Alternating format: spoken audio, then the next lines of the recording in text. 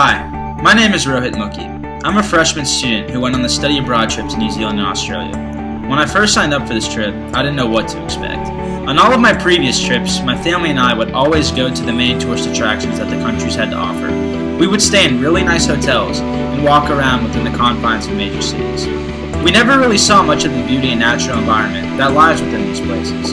This all changed when I came to New Zealand and Australia. The places we visited were so breathtaking and truly allowed me to appreciate the natural beauty that makes up these countries. Living in the United States, I have seen how we are an economically minded society and seem to prioritize capital gain over natural preservation. However, walking through places like Mount Cook and Fiordlands National Park, I realized we should make more of an effort to sustain the beauty of the natural environment around us. I felt that I gained a greater insight and knowledge through not only learning about new principles, but also being able to apply them firsthand. One example was at Mount Cook, where Dr. Tarrant taught us about how 10 years ago this lake wasn't even there. However, due to the natural process of glacial melting, a beautiful lake appeared right in front of my eyes. I wouldn't be able to fully appreciate this phenomenon in a conventional classroom setting.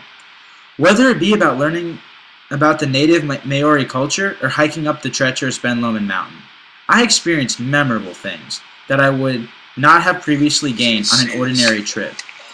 One of my favorite parts of the trip was going to Lady Elliot Island and swimming in the Great Barrier Reef. I went to the Great Barrier Reef 2 years ago. However, I simply viewed it from a tourist perspective and did not truly experience it. This time, I progressed and looked at it from a different perspective.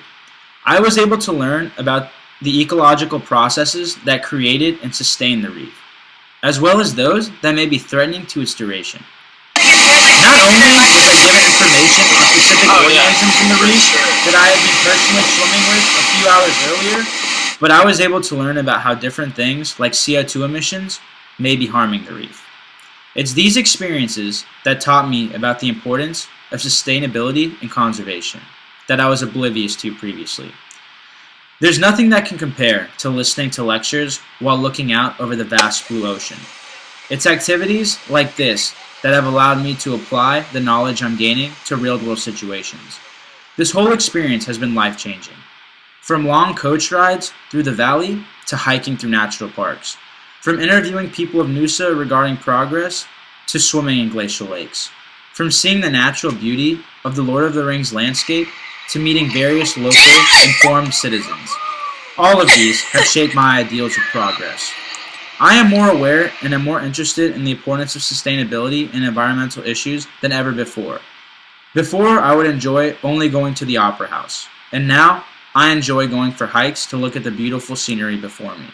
I also realize that learning in a fashion where we can actually see what we are taught and applied in real life, as opposed to being taught behind a desk through a PowerPoint, really helps me discover my passion for a subject. I used to be fascinated with the idea of living in a penthouse in New York City and owning my own business, but I may have found a new calling after this trip to New Zealand and Australia. It opened my eyes and my mind into a whole new world I didn't know existed, and I couldn't be happier to have experienced it.